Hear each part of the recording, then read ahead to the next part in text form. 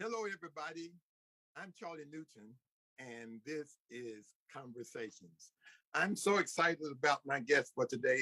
I've known this young man a long time. I think ever since the seventh grade, I believe, seventh or eighth grade. Michael Scoffield. Michael Scoffield is a native of Tennessee. He received a BFA from Fisk University in Nashville and received his MFA from Georgia State University. He's been involved in many projects, including the Amistad exhibition curated by David Driscoll, group exhibitions including Locating the Spirit, Religion and Spirituality in African American Art at the Smithsonian Anacostia Museum in Washington, D.C. I didn't know that. The Mocha, Georgia exhibits, Georgia artists selecting Georgia artists and dissolving stereotypes / forging new dialogues, an exhibition Beyond Race, curated by Larry Walker in Atlanta, Georgia.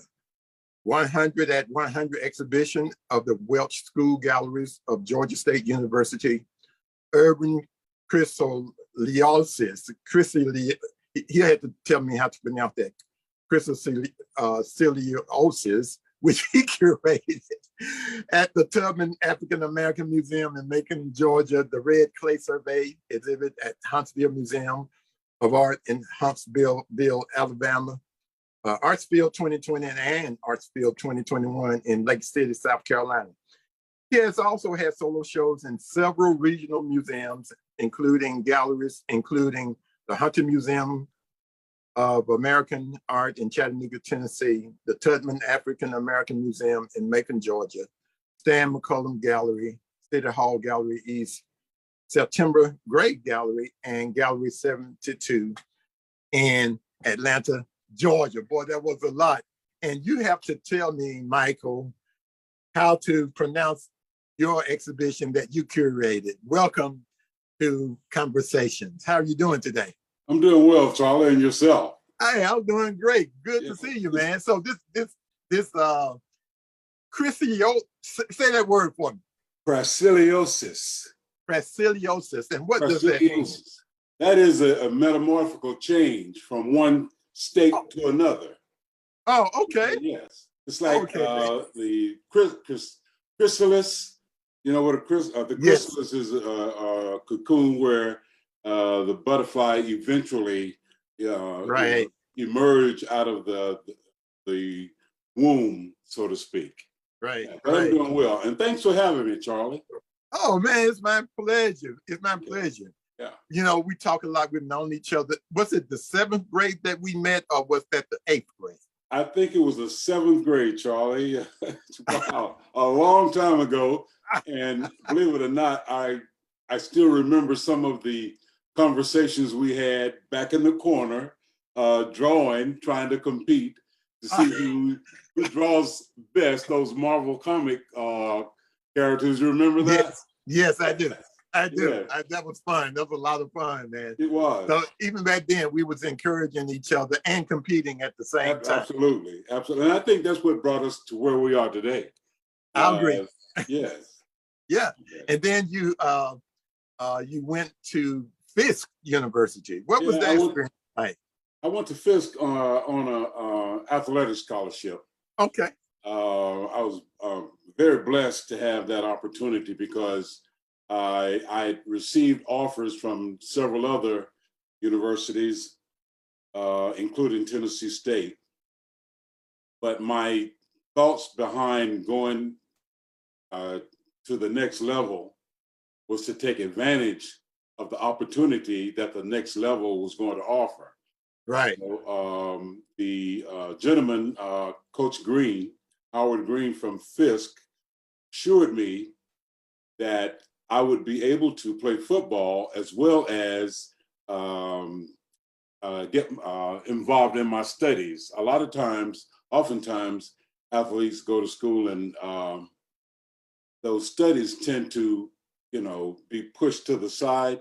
I didn't want that to happen to me. So when Coach Green came up or came down from Nashville, offered me the scholarship, I immediately accepted, and the rest is history. But while there, Charlie, You know, it was like a culture shock, actually, coming out of Chattanooga, Tennessee, South Side Chattanooga, into the world-renowned university of Black excellence. It was like, man, am I going to be able to handle my own academically? And suffice it to say, I was. And I was, because I have to be honest, when I was at Howard, I really didn't focus on academics till my 11th grade year, and at that point, I realized I've got to make some decisions about my future. And I know that I want to go to school. And I know that in order to get into school, I have to pass SAT, ACT, and have decent grades. So I started to apply myself, I guess, second semester actually of my 10th grade year and the entire 11th and 12th grade year. And I'm very thankful that I did, because when I got to Fisk, I was on the dean's list, surprisingly, several semesters. And you had at Fisk, you had the opportunity to study under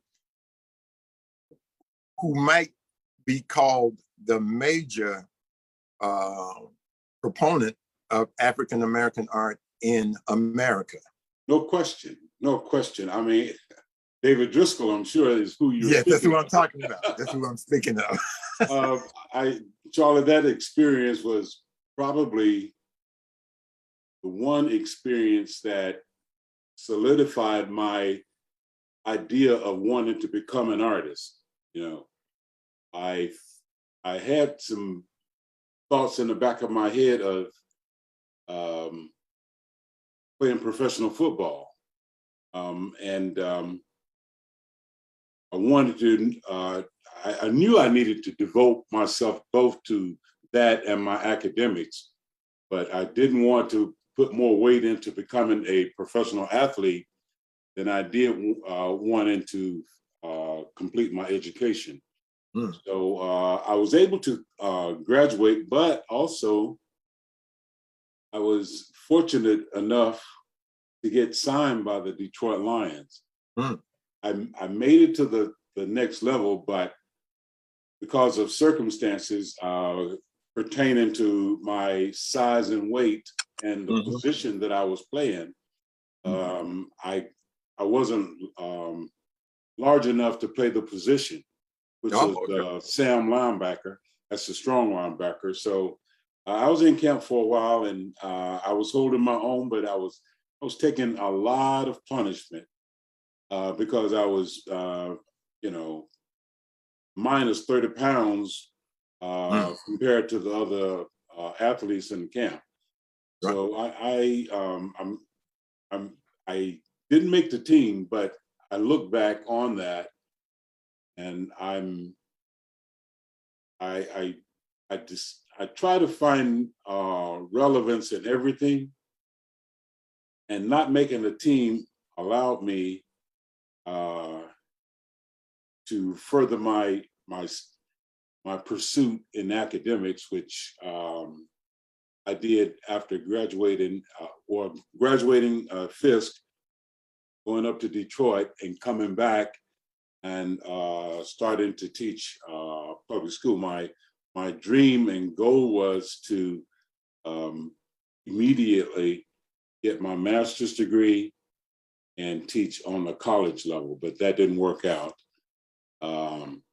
But I was able to become a professional artist, and I'm continuing with that. And I'm always seeking to exhibit and expose my work in other markets and venues. And that's what I'm doing now. I'm working on a proposal for several museums in the region. No, awesome. So, I'm working on an exhibition myself, and that's one of the reasons why we are talking today. That's the reason for conversations is I've created this exhibit on the Black Bible. Right. And so with help from Arts Build and Humanities Tennessee, we were able to fund these conversations Okay. about the Black church. Well, I'll say this, the Bible or the church and the Black aesthetic. Okay. So I'm trying to gather more information. I've been working on this exhibition all year long. Mm-hmm. And it happens January the 14th at Stoveworks Museum here in Chattanooga. Okay. And so I'm taking in all these information, and I wanted to have a conversation with you about, what are your thoughts, being an African-American artist or Black artist and the church, and what, how do you feel about the church? I would say that the Black church as an African-American artist and your position in that culture or the church culture per se. I know you have some interesting ideas. Right, right. Yeah. But first, let me say this. The Black church has been the foundation for survival of African Americans since we were brought to this continent.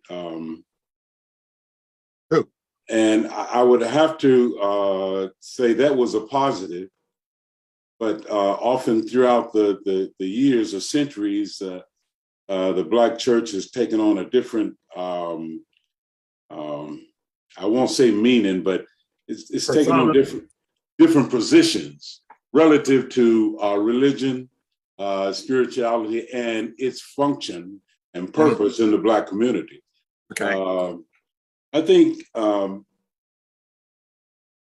one thing about the Black church is that it has always been the center of where we gathered whenever there was strife in the community. It's always been a place where we gathered to share ideas. But over the years, the Black church has become political or politicized in that there are ministers who, for whatever reason, try to sway its congregation in the way they should, cast their vote. I have what? I'm going to stop. I don't lose that thought, because I want to give a footnote here. Is that it's important that our viewers understand the major reason for this project, Conversations, is to get the point of view of different people, different proponents, like you being an African-American artist from Chattanooga. So you have, living in Atlanta now, you have a particular experience. And I think it's very important, not only for artists, but for the arts community. And not only for the arts community as a whole, but the church as a whole, Black or white. But it's very important that the church hear this too, because it's you're telling your truth. It's your point of view. Right. And so I want to put that disclaimer there, is that's what we're trying to get at. We're trying to get at a real conversation, with artists. Absolutely. At this time. So go ahead. I hope you didn't lose your thought. No, I did not lose my thought. Okay. And, and I think the Black church kind of got away from the mission of saving souls and morphed into other types of fields of endeavor, like politics and prosperity, gospel, and things of that nature. And personally, for me, that is contrary to what I think and believe that the church should be. And having said that, this is not a broad swath of all of the Black churches or churches in America. Now, we all know that there are ministers out there whose sole purpose is to accumulate wealth. I don't agree with that, but there again, finding spirituality and a relationship with Christ is a personal thing, and it should be an personal individual pursuit. I don't think a minister can create that for me or allow that to happen. I have to come to the realization of who I am, what I am, and where I want the spirit of my essence to reside. So, in saying that, I think the minister is a messenger, but he has to carry the right message. I hope that that's Well, what I mean. So, okay, I got you. Yeah, and carrying that message, the message has to be on point. Otherwise, he's leading his flock in a contrary direction. But as it relates to the Black aesthetic, and that's the crux of the question, as it relates to that, the Black aesthetic originated in the church. Come on now. And what I mean by that is that,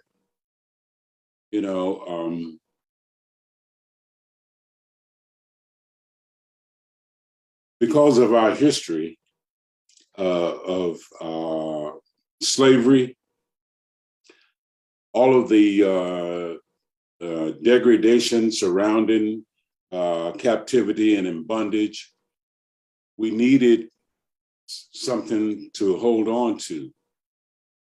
And the one thing that we could hold on to is grace, and over a period of time, that relationship with the church manifested itself in images of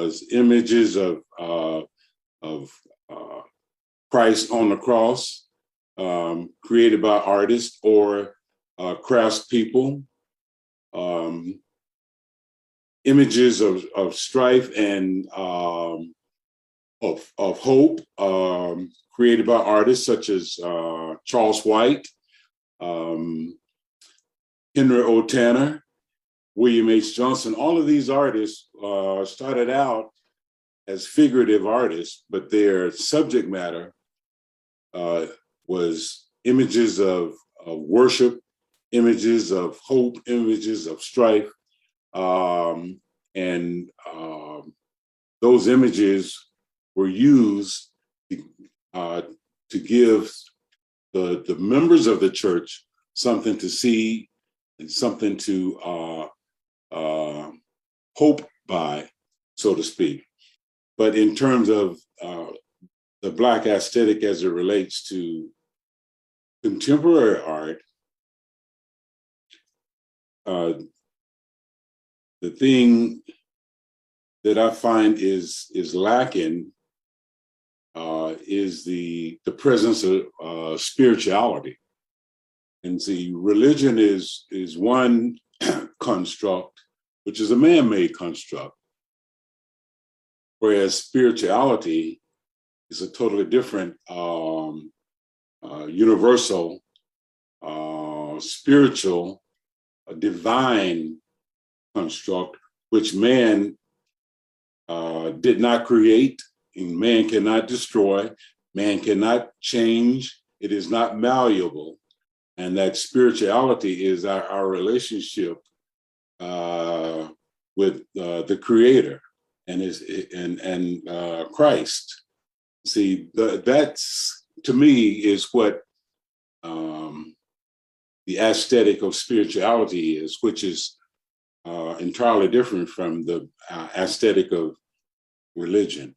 So let's put a footnote there. Okay. Oh, you got me thinking. You got my mind going. Okay. And so I'm gonna go on. I'm gonna land on something that's kind of easy to land on. When we were growing up, we saw images of Christ, and I saved one of those images. It's in my studio now. It's been in my studio for years. I don't know how I'm going to use it, but maybe one day, God willing, I'll use that image that was hanging in my house.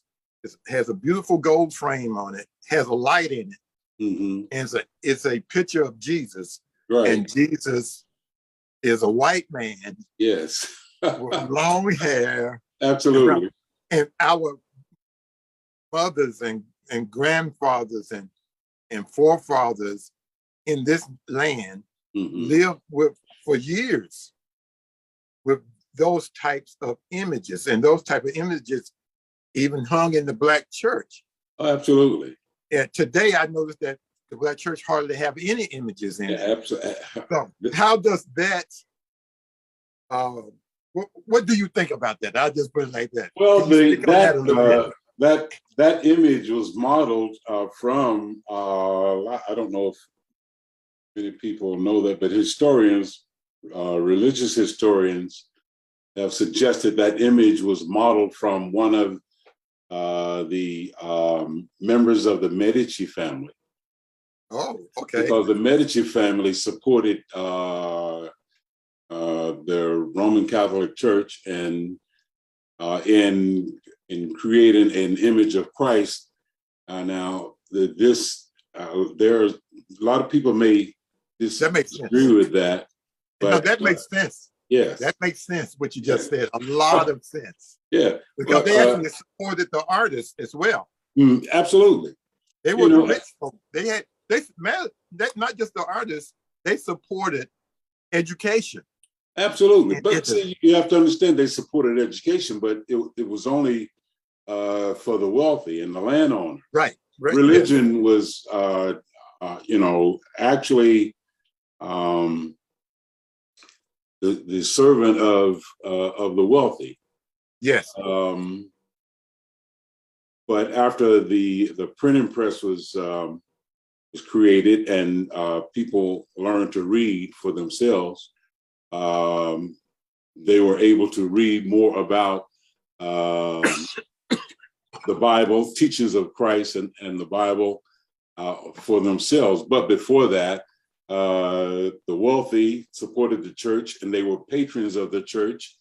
And the church became patrons of the artists that created the religious artifacts and sculptures and friezes and ceilings depicting images from the Bible. So, because most of the people weren't literate at the time, but they could see this image and they could internalize this image and know that, okay, this is God and he's creating the world and I'm part of that. And this is man being created with Eve. And see, all of this imagery was meant for the illiterate so they could understand. And I don't like to use the term be controlled, but they were able to being controlled. At that absolutely. I've been, I've been studying over the past month the Reformations, the three Reformations, and one of the main things that was happening is that the state needed religion. The state needed the church, quote unquote, in order. The church is the one who would say, what are the morals? What are the morals that we want to teach? Now, the church wound up gaining so much power, and the Pope, and we're talking about the Catholic Church here. Absolutely, before Protestantism, right? It became all about money then. Wealth, absolutely. It was all about right, and the church started gaining so much power and everything, controlling the masses for the state. Absolutely. But see, when you talk about the church and wealth, we have to look at its colonization efforts. Spain colonized a greater part of the southwestern part of the United States, colonized Central America. And in that colonization, great wealth was discovered in the form of gold, precious jewels, and things of that nature. But in order to accumulate this wealth, they had to get the support of the indigenous people. So in order to get that support, they had to be able to control them, and they controlled them with muskets and cannon. So there was not and proselytization too, proselytizing them. Absolutely, yeah, absolutely. The same with proselytizing the heathen, yes, who had religion that far exceeded the age of Catholicism, but that's another story. Right. So how does this affect when considering history and culture? How does this affect Black art, you in particular, and the Black aesthetic? Okay. Or how should it affect us? I mean, let's say this. Let's go back to this. Is there a Black aesthetic? What is it? And how does religion, or Western religion, if you will, the church, impact? Okay. I think there is a Black aesthetic, but it has moved away from the church. Okay. It's moved into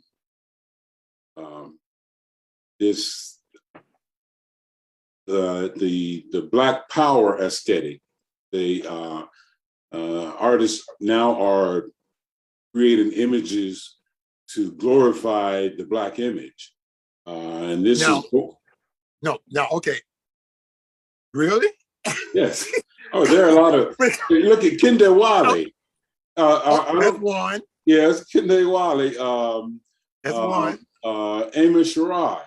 There are a great deal of Nathaniel Quinn. There are a lot of artists who are glorifying the Black image, and rightly so. But yeah, I have to say that this came out of the Black Power movement. Yeah. You know what? I think about those artists. And there's another young man who's doing some incredible, beautiful Black figuration. Alfred Conte. Are you familiar with him? Beautiful stuff. You know what? Charlie I know Palmer. Who say again? Charlie Palmer.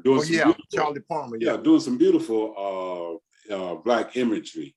And that's where the Black aesthetic has evolved to. And do you think those images are powerful and glorifying? Oh, absolutely. Okay. They are. Why? But they have nothing to do with religion. Absolutely nothing to do with religion. It has everything to do with history. And born out of the Black Power movement. It's a Black Pride type of movement, and I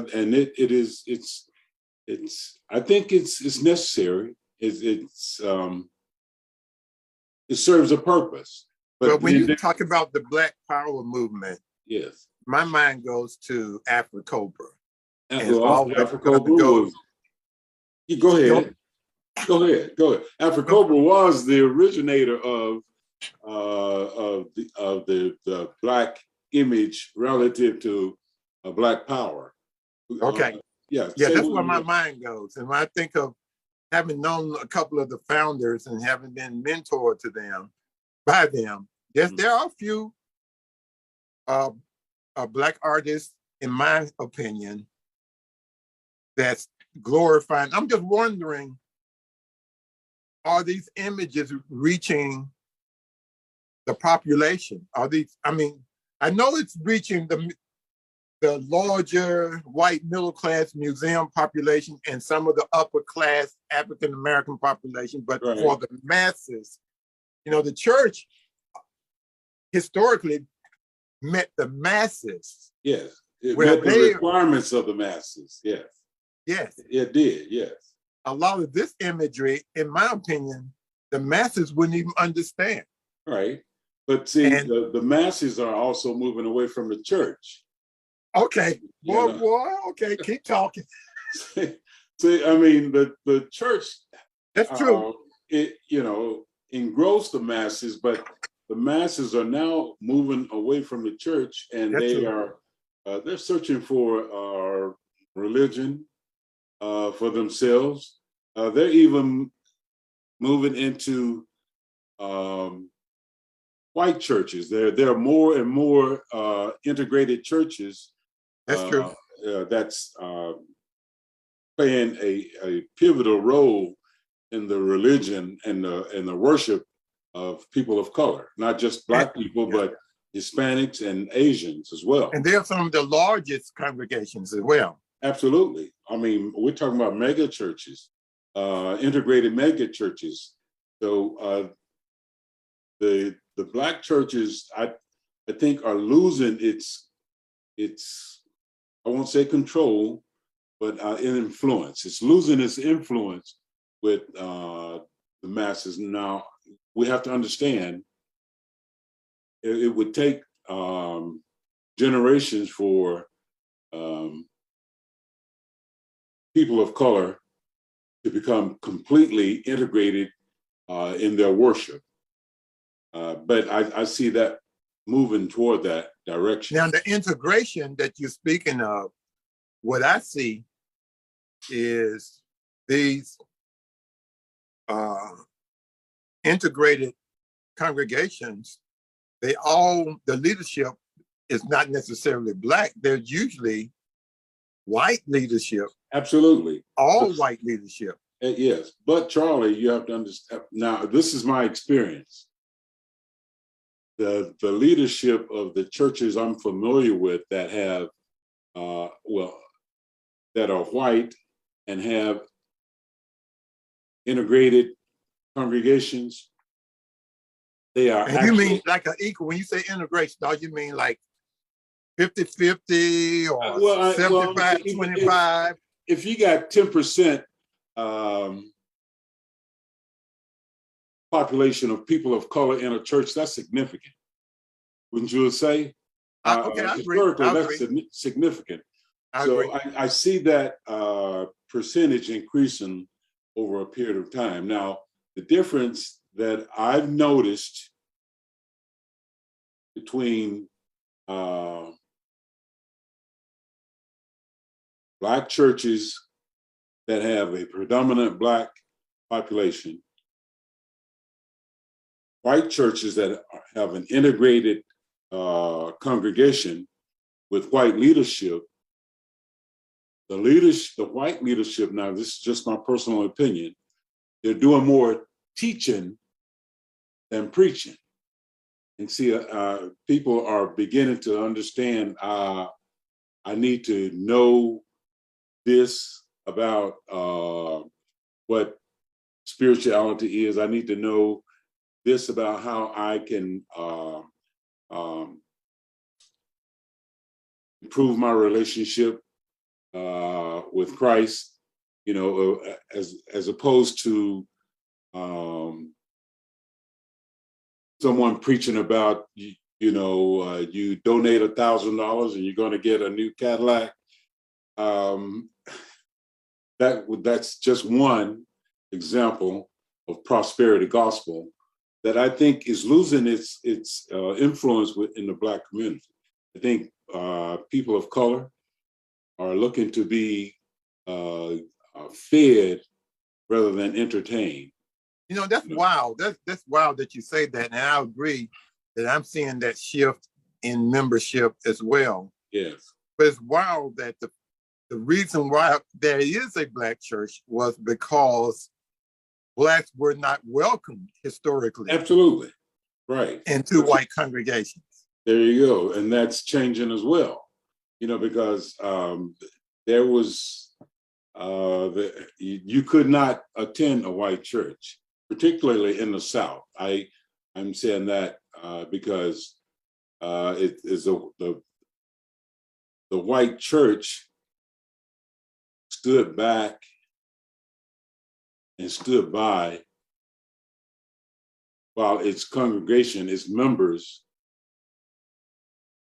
would have barbecues, so to speak. And a barbecue is when they go out and lynch a person of color, and then they would burn his corpse. See, and the white church stood by, particularly the Southern Baptists.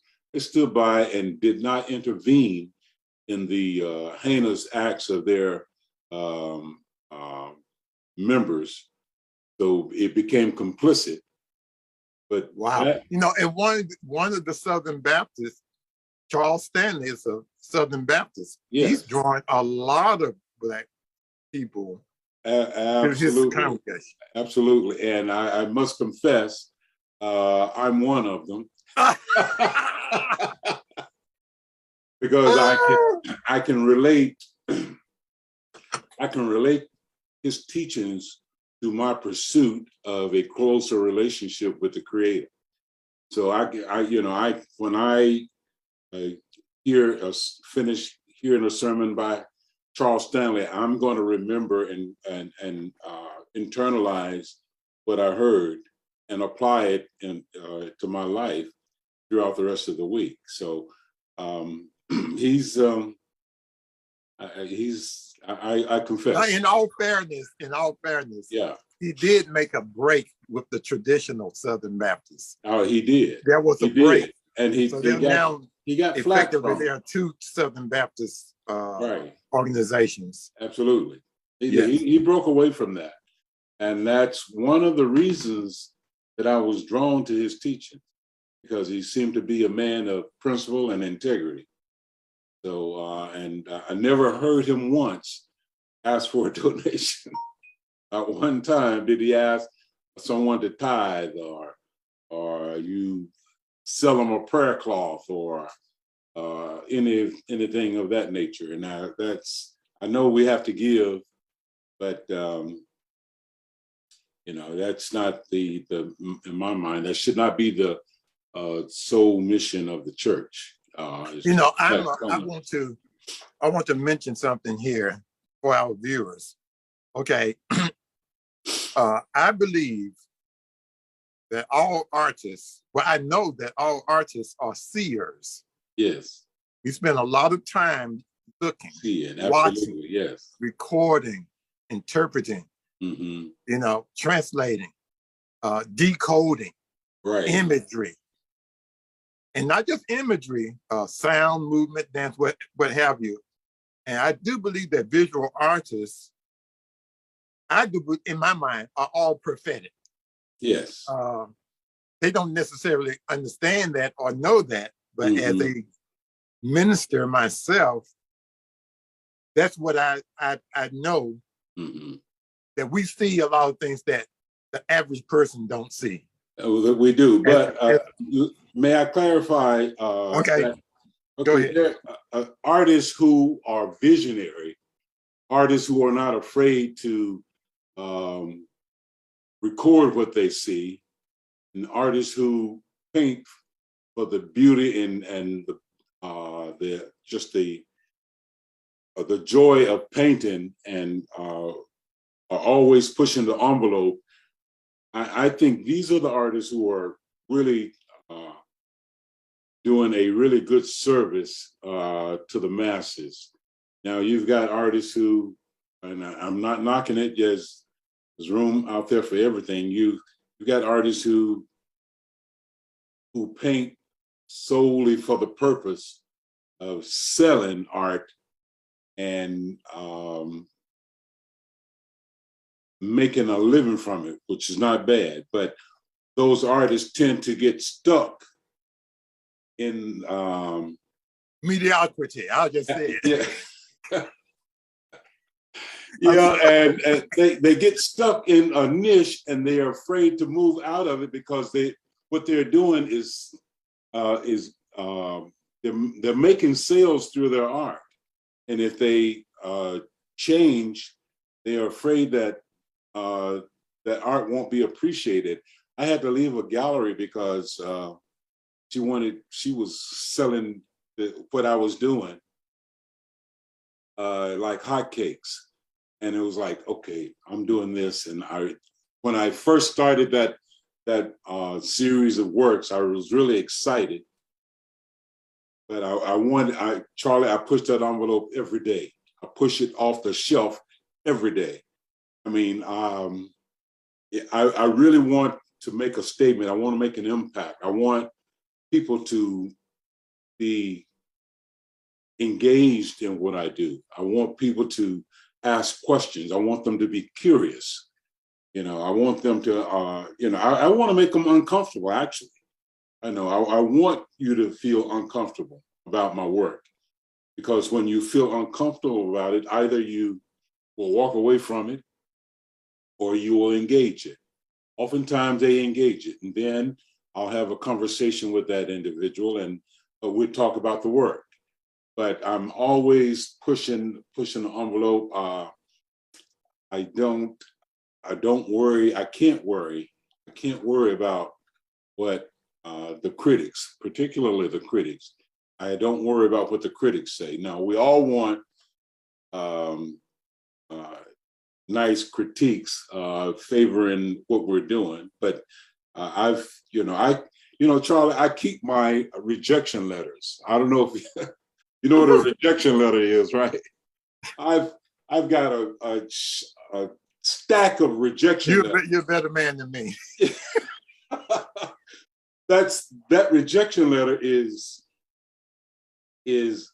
food for creative thought, for the process. Okay, you don't like this, fine. Okay, I'm going to keep this letter.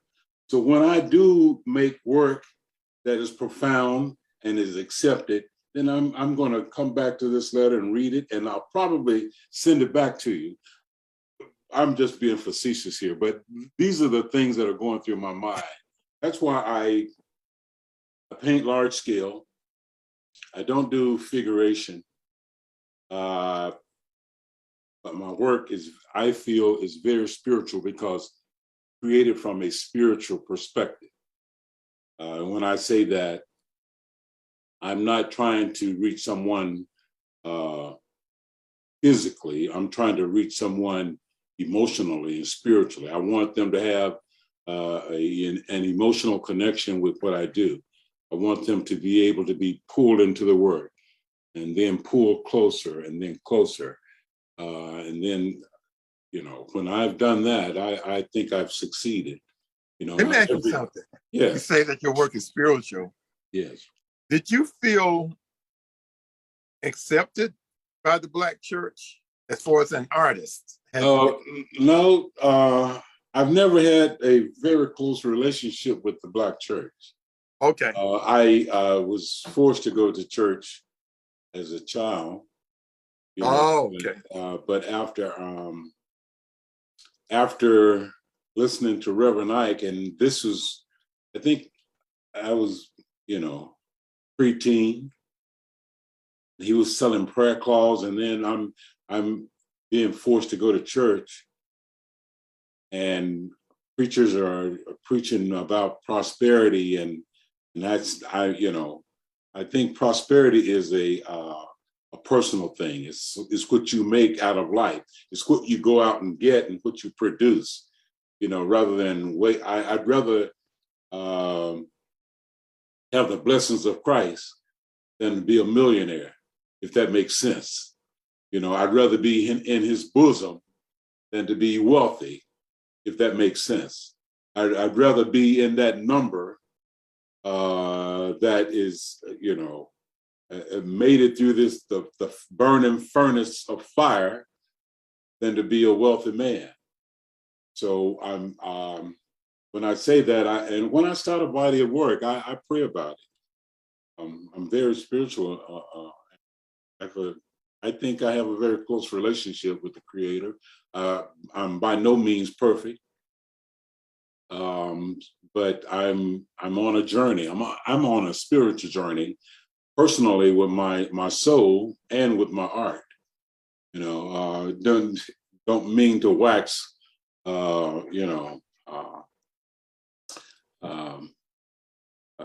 emotional on you, but you know, that's where I am with my work. It's I can't wait to get into my studio. I just ordered 10 large stretchers. I ordered a roll of canvas, and I ordered 4 gallons of gesso. So I'm waiting. You know, Charlie, I've discovered a process that's highly, I think, you know, you're familiar with Jackson Pollock? Yes. Yeah. Okay. Jackson Pollock was doing what I suggested. He was everywhere. He was doing some of everything. Wasn't satisfied. And the critics, Clement Greenberg, wasn't satisfied with what he was doing. Jackson Pollock went on a hiatus up into upstate New York. And he just, you know, I don't know how he discovered the drip method. I guess by looking at the floor in his studio. That's one idea. But he created this drip method, and that changed the course of history. And it was a purely spiritual pursuit. It wasn't physical in any means, by any means. Let me throw a monkey wrench in that. Okay. Please. Being a minister, I'm going to throw a minister monkey wrench in that. Because when we start talking about spiritual and spirituality, that's not necessarily following Christ, because the man was an alcoholic. Oh yes, absolutely. And it killed him. But who did Christ come to save? Yeah, but I'm saying his spiritual pursuit, Jackson Pollock. Yes. I'm talking about Jackson Pollock. Absolutely. Spiritual pursuit. Right. Ended up, if it was, I don't think it was spiritual at all. Okay. I think he saw himself as a force of nature. Mm-hmm. So it was more nature of a natural, excuse me? Nature is spiritual. Well, okay, finish your statement. I'm not going to deny that. I can't deny that nature is spiritual. Okay. I can't deny that. But when we're talking about the church and spiritual, that would not include nature. It would include the Holy Spirit. Yes, that's where I'm going. Yeah. That's exactly where I'm going. So I just wanted to put that disclaimer in there that Jackson Pollock, yes, he may have been a spiritual artist, but it killed him. Yes, it did kill him because he was an alcoholic. He was tormented by demons. I mean, I'm not meaning it in the literal sense, but he was tormented by demons, and he was like wanting to know what to do. I mean, how do I move to a higher level with my work? How do I become universal in my work? Oh, you can be spiritual, but not necessarily Christian. Absolutely. So yeah. Now, spiritual is the idea of understanding the forces of those things that are around us, right, and how we are affected by it. Okay, I'm glad that you said that, because many people watching, when they hear that word spiritual, they may think, okay, that person was a follower of Christ. No. Yeah. Yeah. Okay. The entire the New York school. The New York school. They after World War II and after Picasso and the modernism, they wanted to do something different. They were But you know what? You just made me think of something else. Yes. Pollock. You mentioned Clement Greenberg. Right. Pollock was influenced by Clement Greenberg. Absolutely. He needed that art critic to say something good about his work. He did, but he did. Clement Greenberg did support him for a while. He supported him, but he told him he could do better. the stuff that Pollock was doing before the drip method, Greenberg saw some merit in it, but he would always give Pollock this idea that you can do better. You can do better. You're on the right track. You know. But after the blue poles, I think that was the first drip painting. It changed Clement Greenberg's perspective of Pollock. It changed Greenberg's career, and it skyrocketed Pollock to stardom. You know, because what Clement Greenberg defined as pure art was art that was as far away from objectivity as possible. And that's what Pollock did. And, you know, that's why I would say it was a spiritual. Yeah, he broke through. Pollock broke through. Yes, he broke through. And it was, you can't break through looking for some tree to paint or a vase of flowers. That was, you know, that was, I think that has it's finite.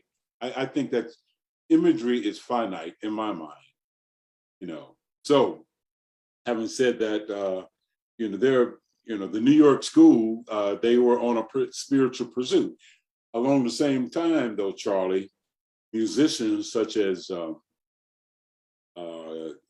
John Coltrane, Fort Tyner, and Jimmy Garrison, they were also on this spiritual pursuit. So Bird. Yeah, Charlie Bird. All of this, and it was like they wanted, and they were all tormented. That's the connection, Charlie. They had demons. We all have demons. We all have demons. I gotta say something. I gotta say something to you, brother. Okay. We're running out of time, so I gotta say something before we run out of time. Oh no, we can't have another. No, have Charlie, another conversation. Or we might just keep going. I don't know. But see, you're bringing up a lot of stuff, and when I think about it, and when I think about Bird, I think about Charlie.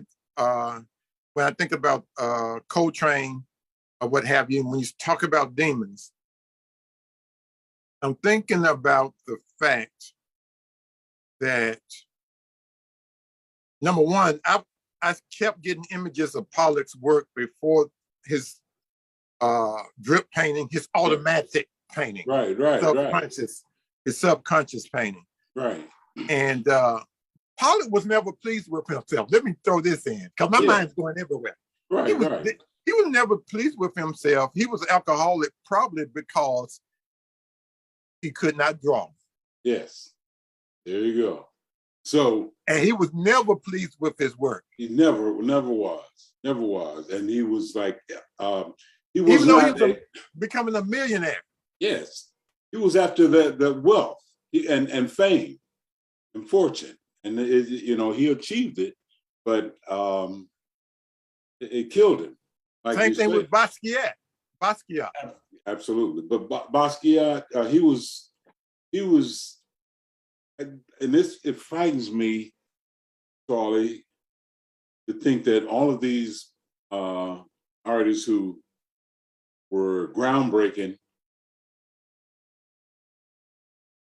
were tormented by something in their lives that would not allow them to rest.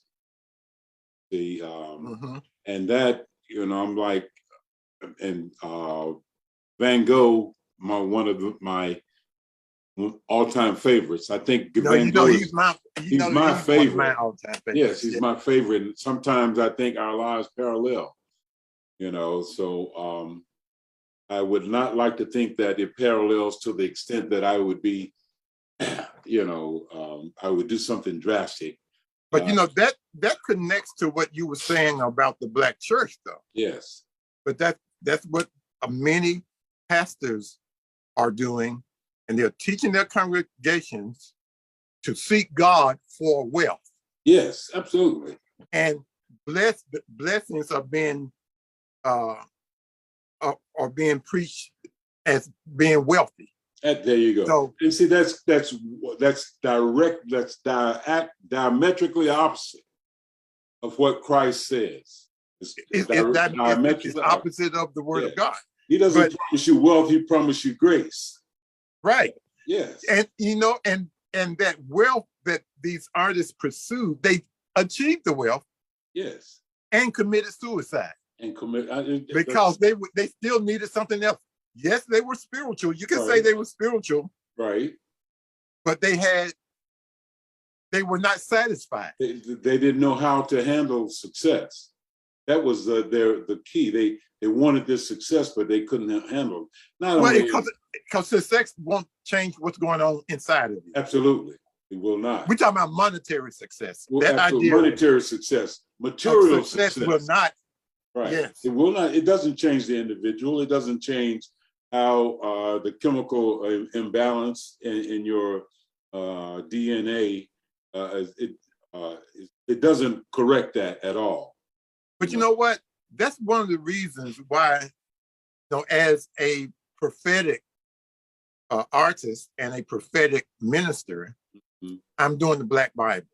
Okay. Because we've been sold a bill of goods about who Christ was. Absolutely. This is how, we started with this conversation of the Medici. That imagery came from the Medici. Right, absolutely. But a truer image would be someone who would be a person of color. Absolutely, and the Bible specifically speaks of he wasn't some handsome man to look upon. He was just ordinary. He didn't have this long hair, pale skin, and blue eyes. So if you read, and I would really love to get my hands on that Ethiopian Bible because it has so many more books in it. But that Bible would not be considered canon even by Charles Stanley. No, it would not. I don't know why they're stuck on this King James version when it's no, it's not just the King James version. I think a lot of people are. I agree that a lot of people are stuck on King James, but it's actually the books that are in the Bible. Right.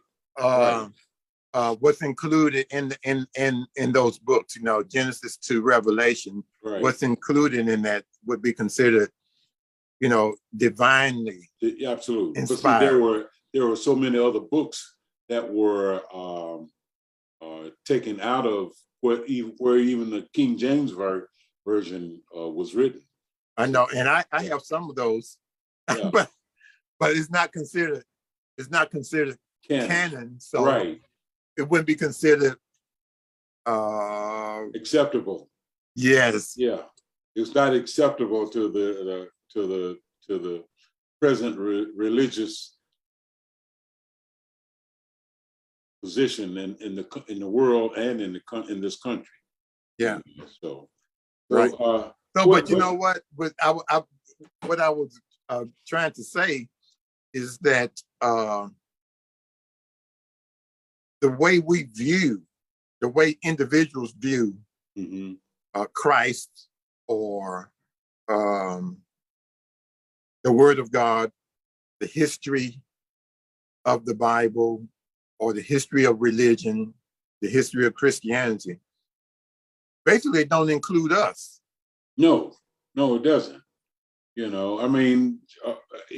Charlie, when you're 1/5 of a person, when you are a savage, how can they include us into the conversation as equals?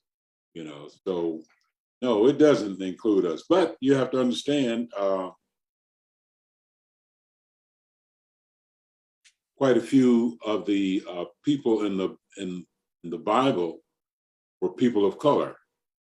So they were either Middle Eastern, African, Greeks. There were Black Greeks at the time. So yeah, but I don't worry about that. I don't look at that. I try to read and discern for myself. Look, can we be real? Yes. Everybody in the Bible is Black. Yes. Everybody, hold on. Yeah. Everybody, look. Yeah. Where it's set. It's set in the Middle East 2,000 years Right. ago. Well, the Romans were they had, I would say, Romans. yeah, the Romans. However, yeah, I agree. Romans. And the however, everybody comes from Africa. Absolutely, that was the original. Lucy is our, is old. Lucy, right? Yes. Yes. The oldest human being found according to carbon dating. Absolutely. Yes. So that's where we all originated from. But when we talk about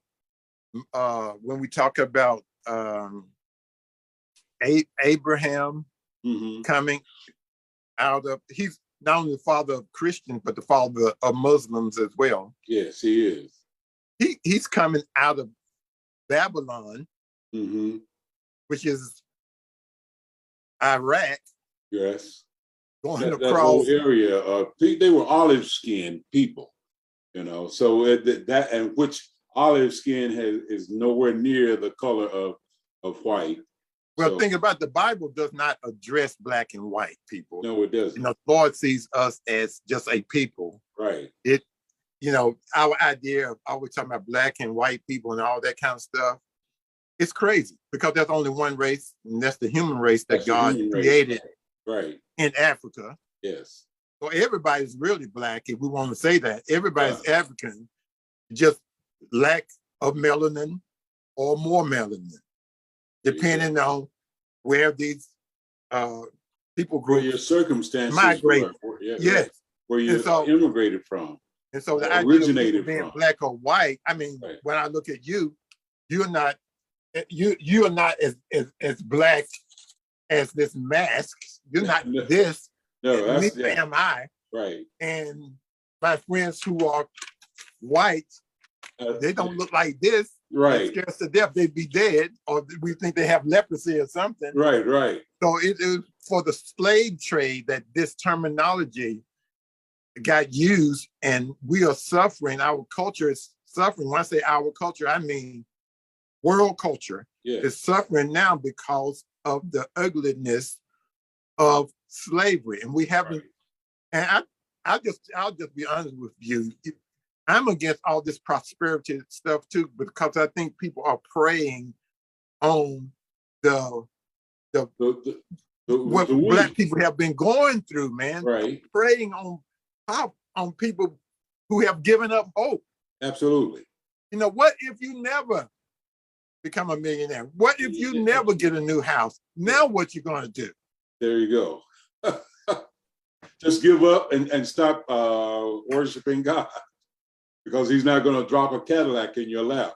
You see, that's the danger of preaching prosperity gospel, because when you don't receive what you're praying for, and people don't internalize that they may be praying for the wrong things. For personal, I pray for help. You will feel like a failure. Absolutely. You feel like God did not answer your prayer yet. And you begin to lose faith. Yes, because you begin to look at yourself like, maybe I don't have enough faith. Right. Or maybe I'm not good enough. But when people, you need to see that you're the only reason why this preacher have all that money. He has your money. You're driving a BMW and you're riding a bus. Which is wrong. Absolutely. Which is counter Bible. The Bible, that's counter Bible. Right. Period. It is. Because in the Bible, there's no rich, no poor, no Jew, no Greek, everyone eats at the same table. Absolutely. In the Gospels. And we are all, one. It's called, we have all things common. We're a family. We're supposed to be a family. Yes. And when anyone in the family is in need, we have to step up and be the first to help out. Yes. But that is not. And when I say family, I'm saying a family of Christianity. Yes. Right. Spirituality. Right. When any one of us, I don't even have to know this brother. Yes. Or this sister, but when any one of us are in need, we need to be the first to step up without being asked. without Absolutely. even being and asked. and not seeking praise, because that when you Yes. get praise on this earth, Right. That's your that's the reward. only reward you're gonna get. You ought to be preaching yourself. I knew that artist was you don't hear me, prophets. Charlie. You don't hear me. I'm Brother, sorry. we're gonna have to stop because we can go a whole nother hour. But the next time I want to come and look at your work, Absolutely. especially this new work. I see you have something in the background, but that's not your new. I don't think that's your Well, new that's work. a piece I collect. I'm a collector as well. Right. Yeah, that's one of my best pieces, I think. That's Okay. brainstorming. I purchased that from a French artist by the name of Almadine Druid. Okay. She's really a good artist.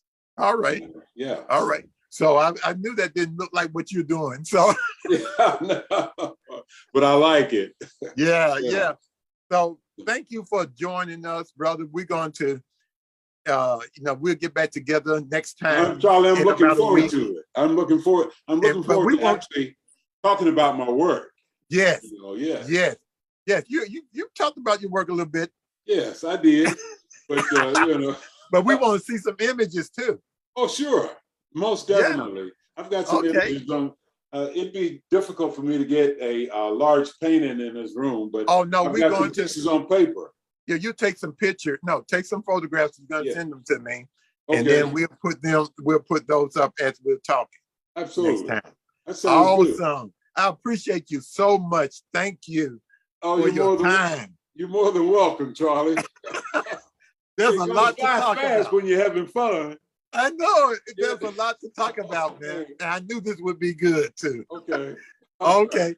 Well, until next time. Okay. I want to thank our audience for joining us. This has been Michael Scoffield, and we've had a really good conversation. We'll be back on next week. You can view this one on Wednesday at 6 p.m. on Charlie Newton's Facebook page, Splash Facebook page, or Splash Youth Arts Festival Facebook page. And so hope to see you next time for conversations. Until next time, bye-bye. See you, Mike. Take care, Charlie.